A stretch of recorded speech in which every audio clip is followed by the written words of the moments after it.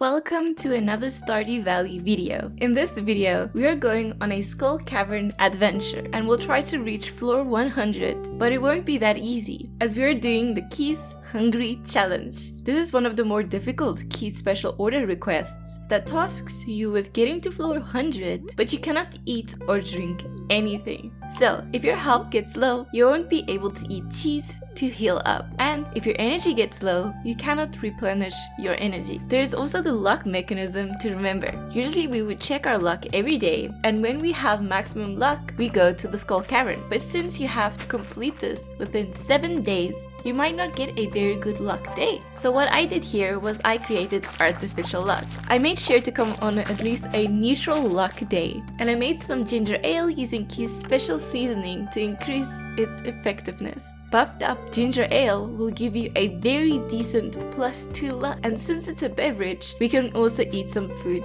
for a luck boost as well. Unfortunately, I didn't have the lucky lunch recipe, but making a lucky lunch with Key's special seasoning will give you a solid +4 luck.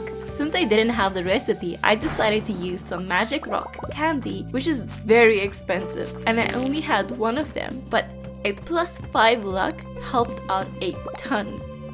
But wait, what am I talking about bringing food for luck if you can't eat in the Skull Cavern? Well, you can eat just before you enter the Skull Cavern dungeon, and these buffs will last quite long. The magic rock candy buff lasts for 8 minutes, which is pretty long and helped me out a great deal in this run. If you have a lucky ring, you should definitely use it, or even 2 of them. More luck can't hurt. You'll see in this run that I got a bunch of treasure rooms and some prismatic shards, and I think that luck also affects how quickly you can find stairs or even shafts to skip some of the levels. Speaking of rings, to mitigate this whole no healing thing, I highly recommend using a vampire ring or 2. I am using 2 vampire rings that I combined with 2 iridium bands. Of course, if you have some better rings, you should use them. But since farming for rings is super tedious, all I have to work with are iridium bands. But for this challenge, make sure to use the vampire rings. You can get them from defeating 200 bats from the Adventurers Guild. Then you can buy them for 15,000 gold.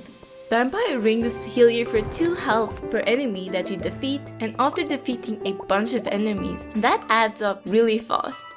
It is not nearly as good as the vampiric weapon enchant. It has a 9% chance to heal you up to 9% of the enemy's total health. This is very vital to conquering this challenge without being able to heal from eating.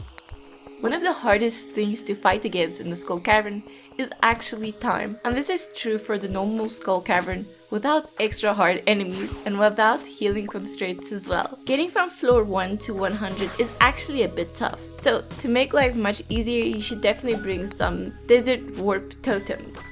You can buy the recipe for the desert warp totem at the desert trader for 10 iridium bars, and crafting a warp totem will only cost you 1 coconut, 4 iridium ore, and 2 hardwood. To save the most amount of time, I would suggest getting ready just before you sleep. Then, as soon as you wake up at 6 AM, use your warp totem and be at the entrance to the Skull Cavern at 6:10.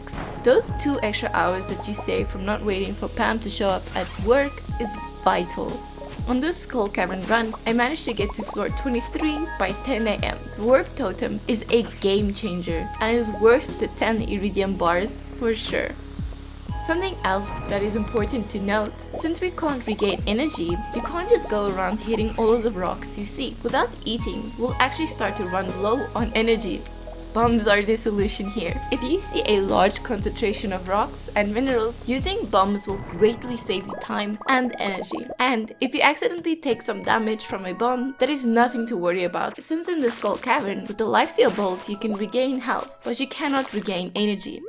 Iridium ore is also another great reason to use some bombs. Iridium ore takes so many hits from your pickaxe to mine, and if you find a lot of iridium ore, you could be using up a lot of energy. I think in this run, I used a giant bomb on a single iridium ore, and I'll do it again. In this version of the Skull Cavern, you will find some big slimes with hearts inside of them. If you defeat these slimes, you will restore 10 health, which can really be your lifesaver. If your health is low, always make sure to take these guys out. You will instead heal for a guaranteed 14 health and a 9% to heal by a ton. These slimes don't seem to have mini slimes in them, so they're a lot easier to defeat than the regular large slimes. Let's quickly talk about stone staircases. You could technically complete this entire challenge using only staircases, or at least get really deep with staircases. But this isn't really a feasible method of getting deeper into the Skull Cavern, but I would recommend bringing a few with you for some monster levels. In this run, I brought 10 stone staircases just in case, and only really used them on monster floors, as they take forever to clear. I didn't really want to use many stairs, so I tried my best not to use them. These stone staircases only cost 99 stone to craft and only get you a single level deeper in the mines, so you shouldn't really rely on these. There is a way to farm tons of stairs. You can use the machine to duplicate previous gems and create a large amount of jades. The desert trader will sell you a staircase for a single jade, and since you can create a ton of them pretty easily, you can get super deep into the Skull Cavern with stairs if you want.